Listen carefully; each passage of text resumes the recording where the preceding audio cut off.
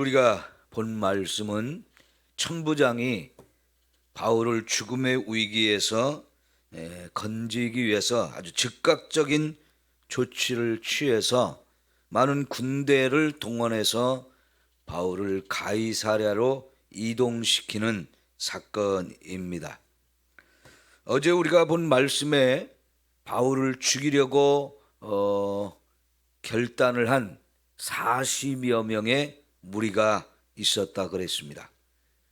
바울을 죽이기 전에는 먹지도 않고 마시지도 않겠다, 그렇게 결단을 하고 바울을 죽이려고 하는 흉악한 음모를 계획을 했습니다. 하나님이 그것이 드러나게 하셔가지고 바울의 생지를 통해서 그 사실이 바울에게 그리고 천부장에게까지 전달이 되었는데, 그 얘기를 들은 이 천부장은 아주 즉각적으로 조치를 취하게 됩니다. 우선 23절을 보면 백부장 한 명을 불러서 백부장 둘을 불러서 밤 제3시에 이동을 한다. 밤 제3시는 오늘날로 말하면 9시를 말합니다. 밤 9시. 이 시간에 군대를 이동을 시키는데, 여러분, 보병 200명, 기병 70명, 창병 200명을 준비하라 그랬는데, 이게 이제 보통 로마 군대의 군대 편성 시스템입니다. 지금 천부장이 보통 600명에서 1000명 정도의 군대를 거느리게 되거든요. 그 밑에 이제 병사들의 구성을 보게 되면 보병이라고 나오는 사람들은 가장 많이 무장을 한 중무장 병사라고 이 얘기를 합니다. 그 사람들은 창도 들고요, 방패도 들고 허리에 칼도 차고 그 다음에 창도 들고 이렇게 굉장히 무기를 다양하게 준비하고 무장한 그런 가장 로마 군대가 가장 자랑하는 그런 중무장한 병사입니다. 그리고 또 여기 기병을 말하고 있는데, 말을 타고 주로 다니면서 싸우는 이런 병사들을 말하고요. 창병은 창을 주로 사용하도록 훈련받은 이런 병사인데, 로마 병사들이 가진 창이 꽤 긴 창입니다. 창자루가 길어가지고 칼로 싸우면은 가까이 마주쳐서 이렇게 싸우지만, 이 창을 든 병사들은 저기 가까이 오기 전에 먼저 긴 창으로 상대편을 공격하는 이런 병사들이거든요.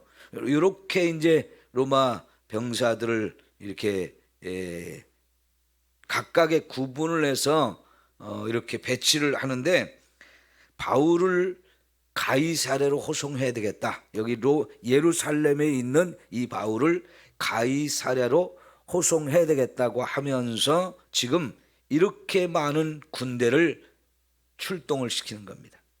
그리고 그 군대에 의해서 바울을 가이사랴까지 보내게 되는데, 그때 당시 로마에서 보낸 총독이 거하는 곳은 바닷가에 있는 가이사랴라고 하는 도시입니다. 여기는 예루살렘에서 한 100km 좀 넘는 거리가 떨어져 있는 곳이거든요. 그리고 예루살렘에는 이 천부장이 치안과 행정 이런 것들을 살피고 있었어요. 여러분, 로마가 그 당시 전 세계를 이렇게 지배하고 있는 중에 가장 문제가 많은 곳, 그곳이 요 유대인들이 사는 땅이었어요. 왜냐하면 유대인들은 철저하게 하나님으로부터 선택받은 선민이라는 이의식이 엄청 강하잖아요. 그래서 남의 지배를 받는 거, 이거는 신앙적으로도 용납이 안 되고 민족적인 자부심에서도 용납이 안 되는 그런 사람들이다 보니까 남의 지배를 받게 되면 그걸 반드시 거기서 벗어나려고 저항을 많이 했어요. 그리고 지금 로마가 어마어마한 힘을 가지고 전 세계를 지배하고 통치하고 다스리고 있지만은 이 로마를 향해서 끊임없이 이제 반발을 하고 독립하려고 하는 이런 움직임들이 항상 끊이지 않았기 때문에 로마는 그 어떤 나라보다도 이 유대인들을 다스리는데 굉장히 심혈을 기울였어요. 그래서 군대를 많이 파송을 해서 그 군대들이 여기저기 주둔을 시키면서 그런 소요가 일어나는 거, 반란이 일어나는 거, 이거를 가장 무섭게 잔인하게 진압을 하는 나라거든요. 근데 이 유대 사람들이 그런 반란을 잘 일으킨단 말이에요. 그러니까 여러분, 예수님이 살아계실 때나 마지막 부활하시고 승천하시기 전에도 제자들이 예수님에게 마지막으로 질문한 게 뭐였어요? 1장 6절 거기 보면 여러분, 이스라엘 나라를 회복하심이 이때입니까? 라고 물어보는데 그게 바로 로마로부터 우리나라를 독립시키는 때가 지금 이때입니까? 라고 예수님께 우리나라를 독립시켜줄 계획을 말씀해 달라고, 그런 때가 지금 아니냐고 이렇게 물어보는 내용이거든요. 그러니까 예수님의 제자들조차도 로마로부터 우리나라를 독립시키기를 원했고 그것을 해주실 분이 예수님이라는 생각을 예수님이 마지막까지 관심을 거기 갖게 했어요. 근데 예수님 뭐라고 그랬어요? 그 때와 시기에 관해서는 너희가 알 바가 아니다. 그건 아버지께서 하실 것이다라고 하면서 우리가 할 일은 예루살렘과 온 유대와 사마리아와 땅끝까지 이르러 너희가 내 증인이 되는 거다, 이렇게 말씀을 해 주셨어요. 예수님도 유대인으로 태어났기 때문에 이 유대인의 입장에서 로마로부터 독립한다는 거, 이거는 정말로 소원하는 일이거든요.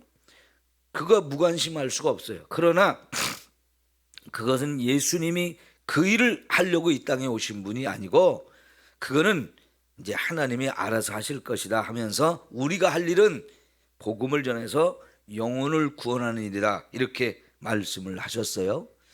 자, 그런데 어쨌든 이 예루살렘에는 천부장이 약 600명 이상의 군대를 거느리고 여기 주둔하면서 이런 소요 같은 게 일어나면 바로 출동해서 진압을 하고 이렇게 하는 체제였거든요.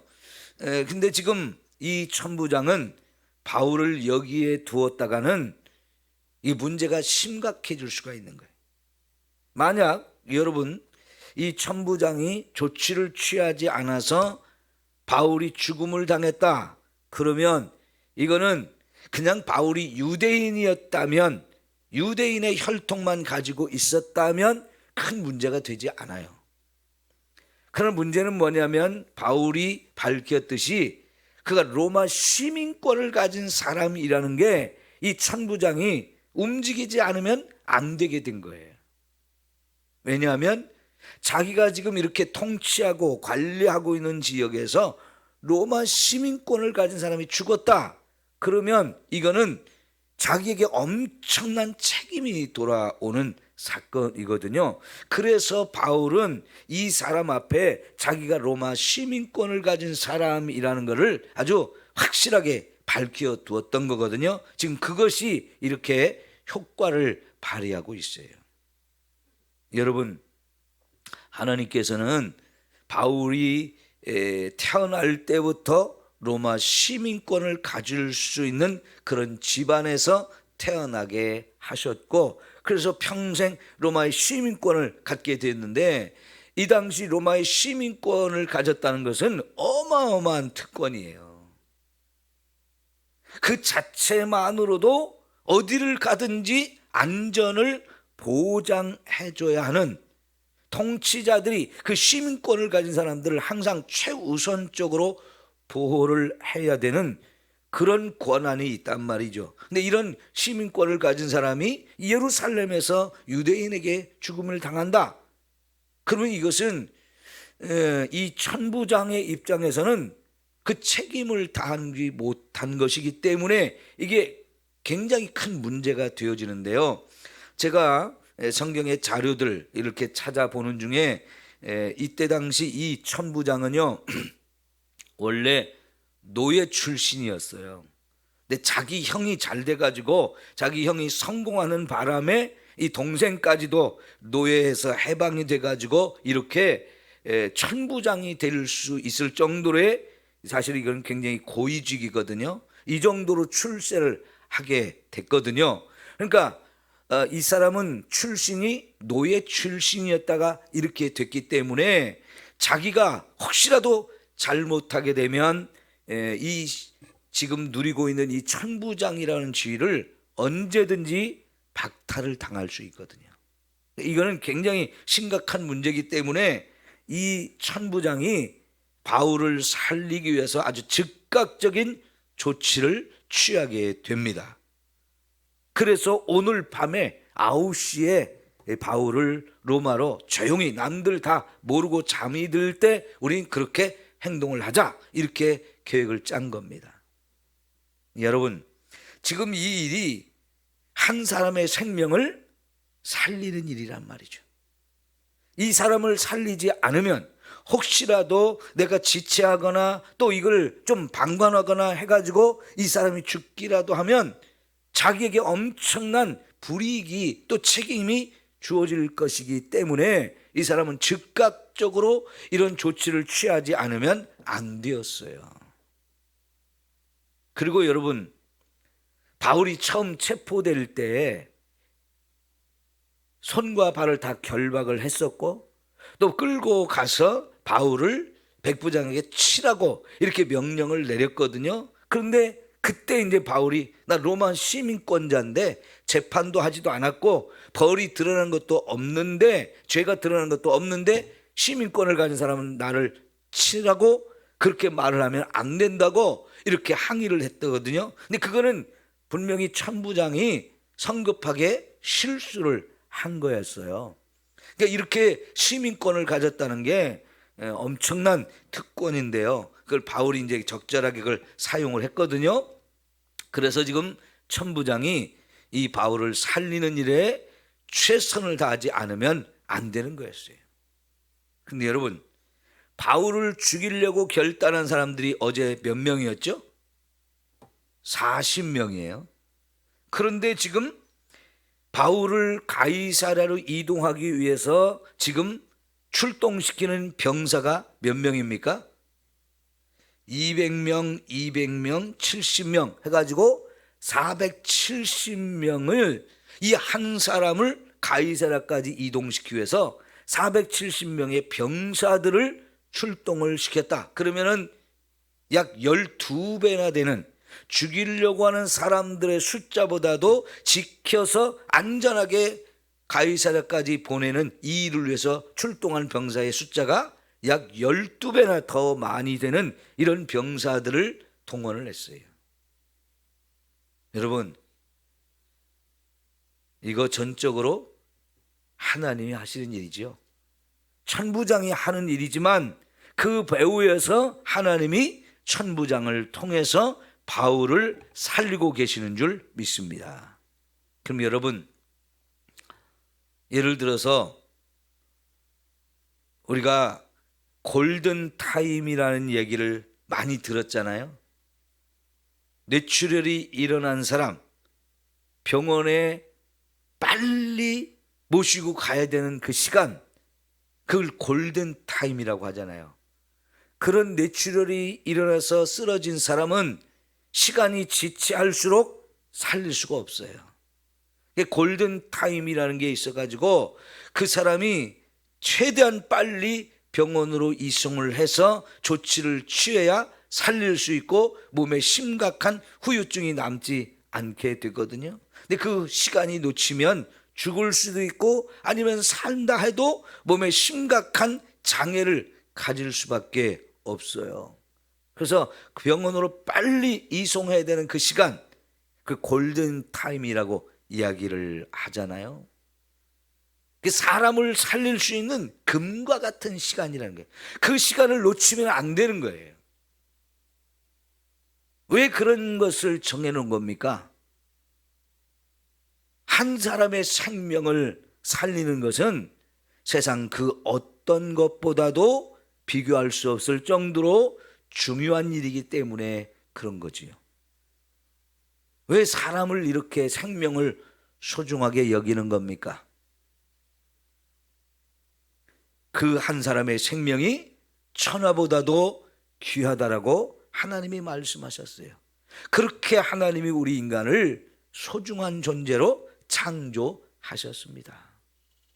그렇기 때문에 죽음의 위협에 놓여 있는 사람, 죽어가는 사람이라면 다른 것 다 제껴놓고 그 사람을 살리는 일을 최우선적으로 해야 하는 거죠. 지금 천부장은 바울을 살리기 위해서 자신이 할 수 있는 최선을 다해서 그 일을 진행하는 거예요. 그럴 때 이 사람의 이 천부장이 그렇게 할 수밖에 없는 상황을 제가 설명을 드렸습니다. 그거는 인간적으로 자기의 이 출세한 그 관직, 그거를 유지해야 되기 때문에 혹시라도 거기에 큰 책임감이 들어올까봐 이거를 조치를 취하지 않으면 안 됐습니다. 어쨌든 간에 그래도 이거는 너무나 잘한 일인데요. 여러분, 이거는 신앙생활을 하는 저와 여러분에게 너무너무 중요한 영적인 원리예요. 왜 우리가 전도를 해야 됩니까? 아직도 예수님의 이 생명의 복음을 듣지 못하거나 믿지 못해서 그냥 두면 지옥에 영원히 멸망길로 갈 사람들이 우리 주변에 너무나 많기 때문에 그래요. 여러분, 이 군산이 다른 데보다도 교회를 다닌 사람들이 많은, 복음화율이 높은 곳이라고 많은 사람들이 자랑을 합니다마는 그래봐야 30% 선이거든요. 그런데 그것도 아마 옛날 일일 거예요. 지금은 우리나라 전체적으로 그런 것처럼 복음화율이 상당히 많이 떨어져 있잖아요. 그렇다면 20%도 안 될 가능성이 너무나 많고, 나머지 80%는 우리 주변에서 만나는 10 중에 8명은 다 예수님을 안 믿고 그래서 지옥의 멸망을 당할 사람들이라고 우리가 생각을 해야 되지 않겠습니까? 그러면 그들을 구원할 책임이 누구에게 있어요? 오늘 저와 여러분에게 있어요. 근데 그 사람들이 언제 죽을지 우리가 모르잖아요. 가끔은요, 우리가 이렇게 이 지역에 많은 사람들을 찾아다니며 복음을 전했는데 아직도 오지 않은 사람 중에 갑자기 죽었다는 얘기를 들을 때 너무나 안타까워요. 그러면서 우리가 책임을 다하지 못했네. 조금 더 열심히 복음을 전해서 그 사람에게 예수를 믿을 수 있도록 만들어줬어야 되는데 그 사람이 아직 예수를 못 믿고 죽었네. 그런 생각이 들 때요, 너무나 하나님께 죄송하고 안타깝고 우리가 책임을 다하지 못한 그런 생각을 갖게 돼요. 여러분, 에스겔 33장에 보면 하나님께서 에스겔에게 내가 너를 이스라엘의 파수꾼으로 세웠다 하는 말씀을 하셔요. 근데 그 파수꾼의 책임이 뭐냐면, 파수를 보다가 적이 쳐들어오는 상황이 되면 빨리 소리를 외쳐가지고 내 성 안에 있는 사람들, 내 뒤에 있는 사람들을 살리는 일을 해야 되는 게 파수꾼인데, 그렇게 위급한 상황이 왔는데도 불구하고 자기만 혼자 살겠다고 도망가거나 하면서 이 뒤에 있는 성 안에 살고 있는 사람들을 깨우지 않고 그들이 대비를 하지 않게 해서 그들이 멸망을 한다면 그 생명의 핏값을 누구한테 찾는다고 그랬습니까? 파수꾼에게 찾는다 그랬어요. 근데 그거를 또다시 설명을 하면서 내가 너를 이스라엘 이 나라의 파수꾼으로 세우는 것은 내가 준 말씀을 네가 전해서 이 사람들 그냥 두면 다 멸망을 당할 것이고 죄 가운데 죽음을 당할 건데 내가 준 말씀을 전해서 이들을 깨워라, 이들을 살려라, 이렇게 그런 사명을 주셨다고 말씀하셔요. 죄악의 길로 가는 사람들 다 하나님의 심판을 받을 수밖에 없잖아요. 파수꾼은 그들을 깨우라는 겁니다. 죄의 길로 가는 걸 멈추고 돌이켜서 하나님께 돌아와서 믿음으로 바로 살라고 그 사명을 주셨는데, 그거 감당하지 않으면, 그 사람이 그들에서 죽으면 그 핏값을 너에게서 찾겠다.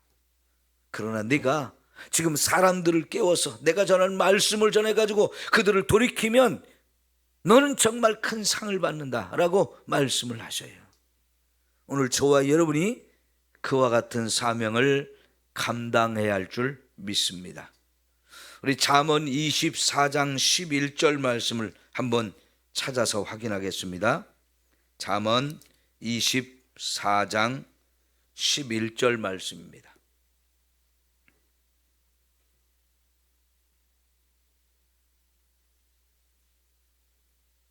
(11절) (12절) 시편 다음에 잠언이 있죠. 24장 11절 12절입니다. 자, 다 같이 함께 봉독하겠습니다. 너는 사망으로 끌려가는 자를 건져주며 살육을 당하게 된 자를 구원하지 아니하려고 하지 말라. 내가 말하기를 나는 그것을 알지 못하였노라 할지라도 마음을 저울질 하시는 이가 어찌 통찰하지 못하시겠으며 내 영혼을 지키시는 이가 어찌 알지 못하시겠느냐. 그가 각 사람의 행위대로 보응하시리로다. 여러분, 지금 사망으로 끌려가는 사람이 있다면 최우선적으로 살리라는 겁니다. 살육을 당하는 사람이 있으면 그 사람을 구원하는 일 안 하면 안 된다는 겁니다. 반드시 이런 사람들을 구원하라는 겁니다. 근데 나는 그 사람과 아무 상관도 없다고, 나는 그걸 몰랐다고 해봐야 하나님께서 그거 모르시는 분이 아니라는 거죠. 여러분, 복음을 듣지 못한 사람, 믿지 못하는 사람은 지옥의 멸망을 당한다는 거, 하나님의 무서운 심판을 받는다는 거 우리는 다 압니다. 그러면 세상에서 가장 시급하게 해야 될 일, 가장 중요하게 최우선적으로 해야 될 일은 저와 여러분이 그들을 찾아가서 복음을 전해서 그들로 하여금 예수를 믿게 하는 일입니다. 그런 일이라면 한 번 복음을 전했는데 그 사람 거절했다고요? 포기해서 되겠습니까? 그 사람 우리가 얼마든지 몇 번이고 찾아갈 수 있어요. 그거는 어려운 일이 아닙니다. 돈 드는 일도 아니고요. 그 사람 살리고자 하는 마음만 있으면 그 사람이 예수를 믿을 때까지 찾아가서 복음을 전할 수 있어요. 그러면 여러분, 이 일이 얼마나 귀하고 아름다운 일입니까? 하나님이 가장 기뻐하는 일, 천국에서 천국 잔치가 벌어지는 일이라고 말씀을 하셨잖아요. 그러므로 여러분, 우리 전도하는 일, 이거는 죽어가는 자를 살리는 일이기 때문에 저와 여러분이 가장 중요한 일이고 가장 시급한 일이고 그 어떤 일보다도 최우선적으로 해야 하는 일인 줄 믿습니다. 전도하자고 하면 왜 이렇게 핑계거리가 많은지 몰라요. 이래서 안 되고 저래서 못하고 하는 일들이 너무너무 많습니다. 여러분, 우리는 한 영혼을 살리는 일, 하나님이 저와 여러분에게 주신 큰 사명입니다. 예수 믿는 사람에게는 모두에게 이 사명을 주셨어요. 그러므로 우리 열심히 사람을 찾아다니고 복음을 전하는 저와 여러분이 되어지기를 축원합니다. 아멘들을 안 하시네. 여러분, 하나님도 천부장을 통해서 죽을 위기에 처한 바울을 이렇게 구해내시잖아요. 왜 그렇습니까? 그가 여기 예루살렘에 죽으면 안 되기 때문에 그래요.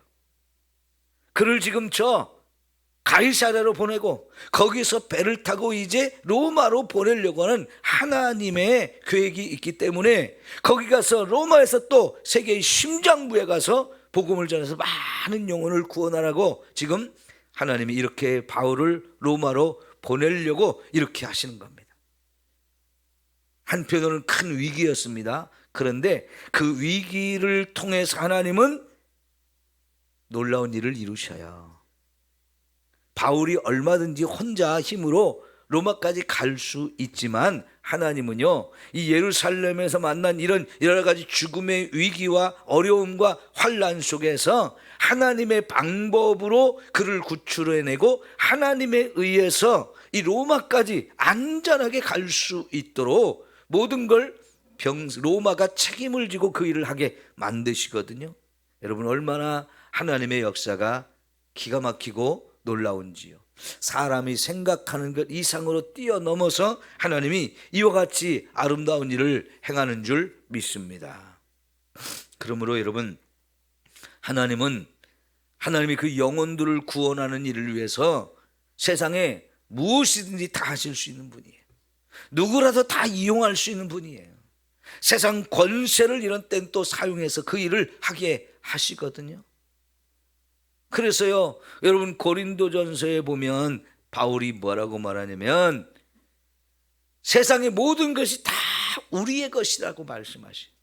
하나님의 자녀가 된 저와 여러분을 위해서 세상 모든 것이 존재한다라고 말씀하시는 거예요. 하늘에 있는 것이나 땅에 있는 것이나 다 우리의 것이라는 거예요. 여러분, 우리가 미국에 가려고 하면 미국 가는 비행기 타야 되잖아요. 하나님은요, 저와 여러분이 미국에 갈 수 있도록, 그것도 빠른 시간에 안전하게 갈 수 있도록 비행기를 잔뜩 만들어 놓고 다 준비해 놓고 언제든지 와서 타십시오 이렇게 해요. 세상 모든 것이 저와 여러분이 하나님을 위해서 일할 때 얼마든지 다 이용할 수 있도록 하나님이 다 예비해 놓으신 거예요. 우린 적어도 그런 믿음을 갖고 살아야 되는 거지요. 이제 바울을 안전하게 가이사랴까지 이동을 시키는데, 여러분, 그 가이사랴까지 갔다는 얘기는요, 이제 거기서 배를 타고 로마로 이제 가게 되거든요. 하나님이 그의 길을 이렇게 잘 인도하시는 거예요. 하나님의 방법으로 하나님의 때에 모든 일을 완벽하게 인도하시는 이런 하나님의 역사심이 오늘 저와 여러분에게도 있는 걸 믿으십시오. 우리가 예를 들어서 오늘 또 무슨 일이 있을까 불안하게 생각하면 한없이 불안해요. 세상이 너무나 험하고 악인들도 많고 우리가 상상도 못했던 일들이 너무나 많이 일어나기 때문에 불안한 눈으로 세상을 보면 너무 불안해서 오늘 또 불안해서 어떻게 살지 이럴 수도 있어요. 그러나 여러분, 저와 여러분이 매일매일 이렇게 하나님이 새로운 날들을 허락하셔서 하루를 시작할 때 하나님 앞에 와서 첫 시간을 드리며 기도하면서 시작을 하잖아요. 그러면 우리는 어떤 마음으로 살 수 있습니까? 오늘 하루도 하나님이 내 삶을 인도하신다, 나를 지켜주시고 보호하신다, 이런 믿음으로 우리가 살면 여러분 얼마나 든든해요. 얼마나 마음이 편안해요. 불안과 염려와 두려움이 아니라 정말 감사함으로 기쁨으로 오늘 또 하나님이 나와 함께 하시니까 내가 하나님의 일을 힘써야지 하면서 살고자 하는, 열심히 하고자 하는 그 의욕과 힘이 막 솟아나오지 않아요? 하나님 나를 도와주실 거야, 하나님 나를 통해서 일하실 거야, 나를 위해서 모든 것들을 다 동원해서라도 하나님이 하고자 싶은 일 나를 통해서 이루실 거야, 이런 믿음으로 살면 이게 완전히 세상을 살아가는 것이 그 마음과 생각과 자세가 다르잖아요. 하나님이 오늘 또 저와 여러분을 지켜주시고 인도하시고 우리를 통해서 하나님의 위대한 일을 이루어 가실 줄 믿습니다. 여러분, 무엇보다 영혼을 구원하는 일, 죽어가는 자를 살리는 일 우리 최선을 다해서 감당할 수 있기를 축원합니다. 기도합시다.